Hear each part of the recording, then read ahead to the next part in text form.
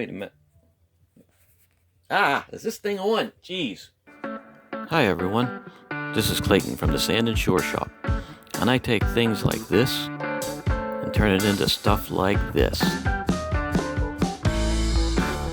Come and watch me make shiny stuff.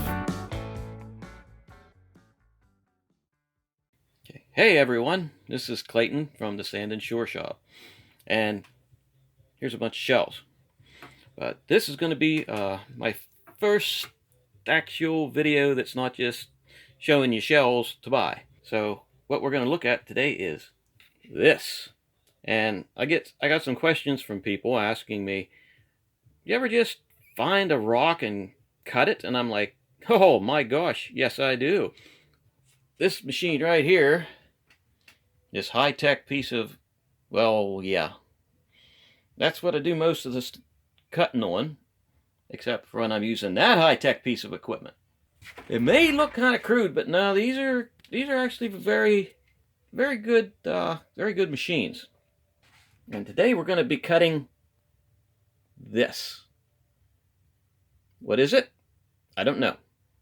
I had to go to the doctor's a few days ago, and while I was doing my social distancing, I was stepping off the beaten path, and I looked down in some landscaping that I was walking through to get away from everyone, and this thing was shining up at me. Oh, shiny and like, yeah, pick me up.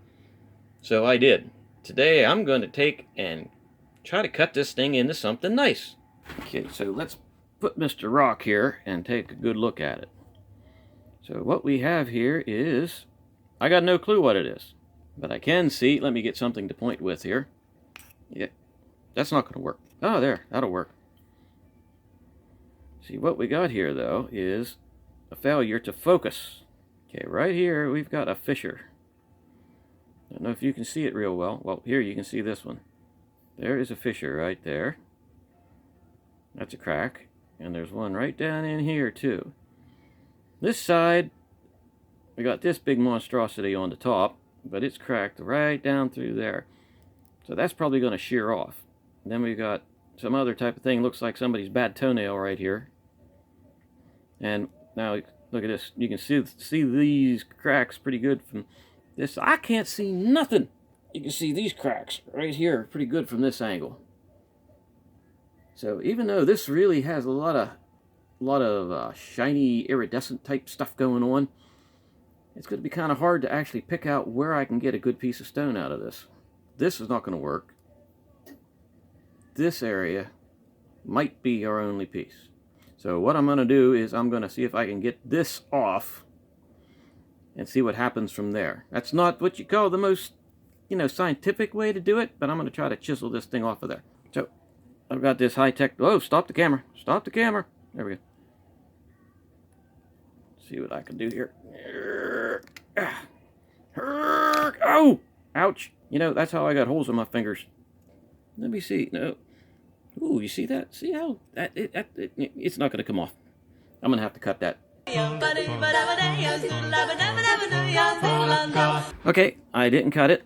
I put it under the light, and the light on this camera, or on this phone right here, flashlight, you can turn that up to where it's like surface of the sun bright, and I can see that this fissure right here, this crack, goes the whole way around through here, and this crack goes the whole way through, and there's about half a dozen other ones all over the place. You can see from an angle there, and no matter how I cut this, I'm going to have a crack in somewhere.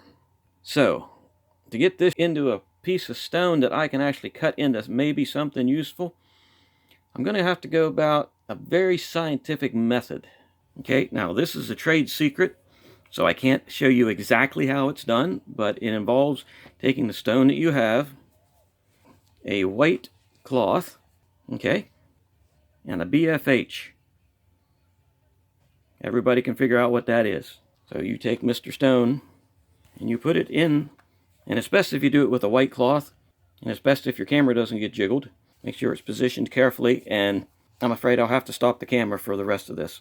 The deed has been sort of done, but this is what happens if you don't do this properly.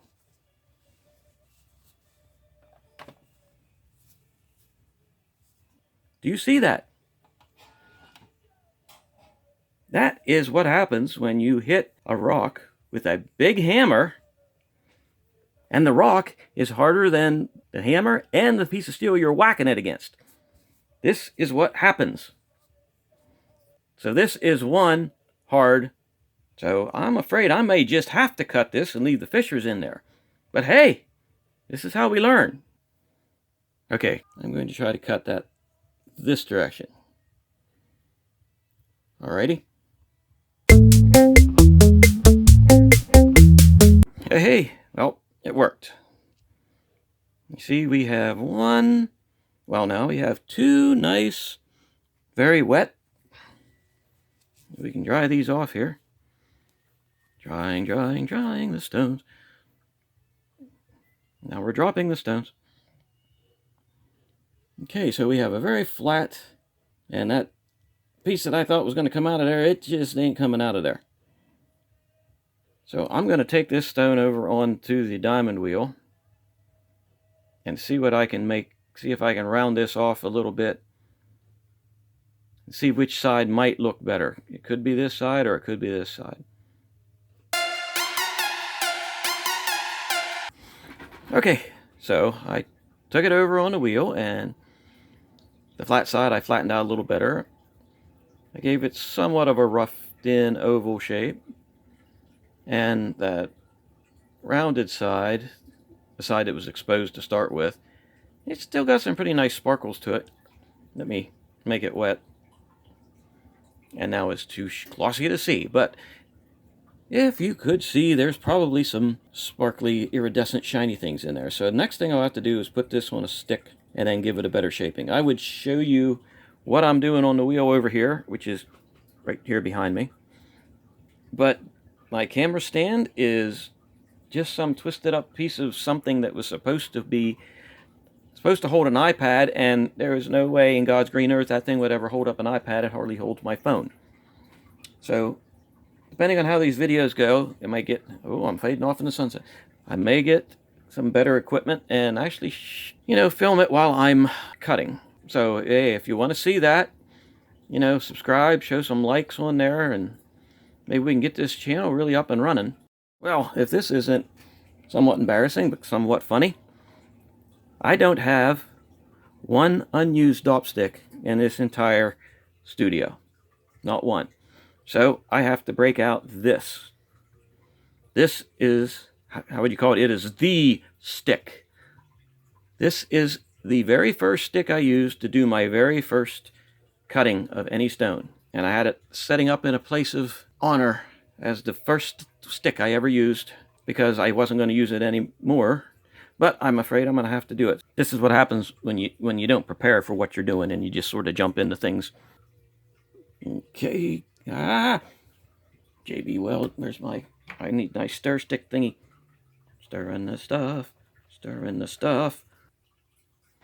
Okay, so this is the technical way to do this. It helps if you make the sound too. Yo. Okay, then we center the stick onto the stone. No way I'm going to get it flat because this stick is crookeder than a dog's hind leg. So there we go. And now we're going to put it upright. Yeah! Now we're going to take it and we're going to put it in the rice. And that's how we hold it. Alrighty, it's been about 20 minutes and stone seems... Yeah, it's on there pretty good. So the next thing I'm going to do, let me double check. It's like, yeah, I could probably cut that. So I'm going to take it over in the wheel and see if I can shape this thing into something nice. Well, I am back after a few seconds. And guess what? The 5-minute JB Weld, after 20 minutes, you can still move the stone around. If you can see there, it's slipping slightly. So that's going to be a big no for a while yet. So it's going to go back in the rice after I reposition it. And hopefully it didn't get so wet that it's going to not hold. So put that down. 20 minutes, the stone's still movable. Don't do it. Okay, I'm back. And it is now today. Well, Yes, of course it's today, but it's tomorrow. Yesterday's tomorrow is now today. It was had another hour, and then the glue was dry, and it is finally dry. I mean, it is like, it's on there. See, it is nice and solid, but my hands swelled up like Mickey Mouse last night. Mickey Mouse hands, and they were pretty much useless clubs. So that's what happens whenever I try to do things, my hands get all buggered up. That's a problem I got to deal with. But anyhow, this is ready to go. This is the other half. They may do something with that, I'm not sure. But I'm going to take this over onto the diamond wheel, and I'm going to cut it. Okay, whoa, stop the camera. Okay, pretty much got it cut. Got it cut as good as I can do on that diamond wheel for now. Almost see. It's actually got some nice pinks in it. Pinks and oranges. So now I have to finish this up. So I'm going to have to set the rest of the gear up, because I do most of my cutting after this stage by hand. So I'll be showing you that in a moment.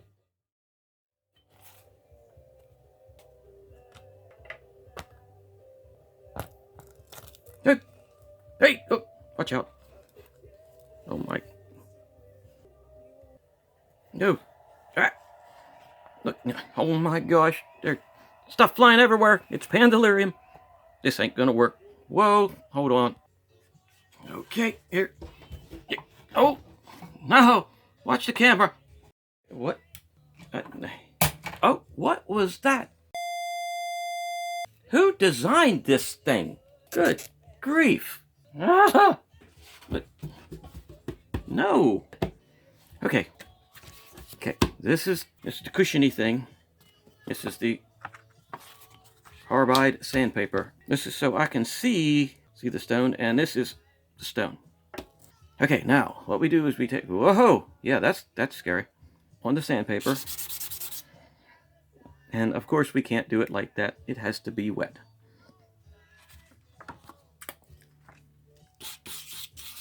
In case you're wondering, yes, I spit on that.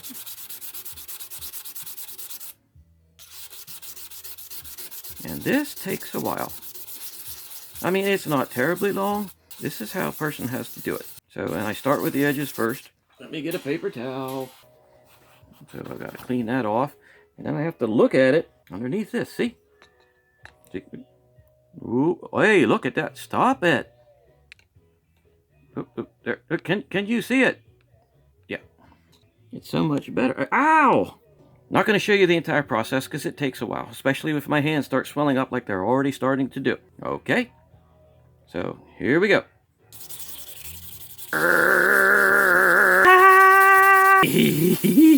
Yes, it helps with sound effects.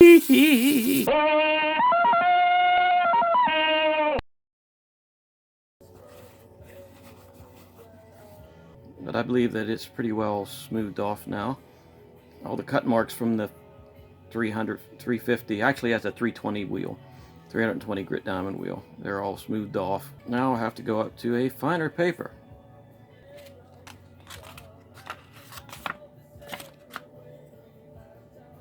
And we clean the stone.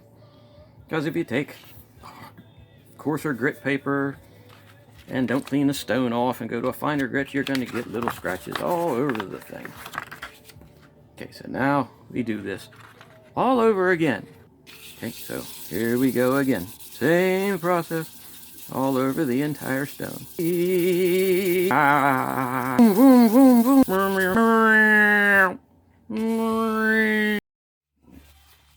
Alrighty, I got this done. So let's see if we can get this to focus. Come on, you can focus. But that's actually pretty smooth. I have one crack here that's starting to show up in the center. But after striking this thing with a hammer and even a bigger hammer that I didn't say about, it's not, I doubt that's going to fall apart.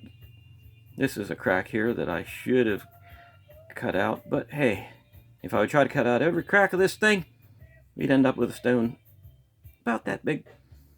So it's going to be pretty enough as it is. So the next thing is I got to take it onto the polishing wheel. Alrighty, and here we have the polishing wheel. Yes, it's another one that looks kind of scary, kind of crude, but it works very well. I'm not going to be able to show you what I'm doing at because I don't have something to hold the camera. Plus, it's so loud that it sometimes scares me.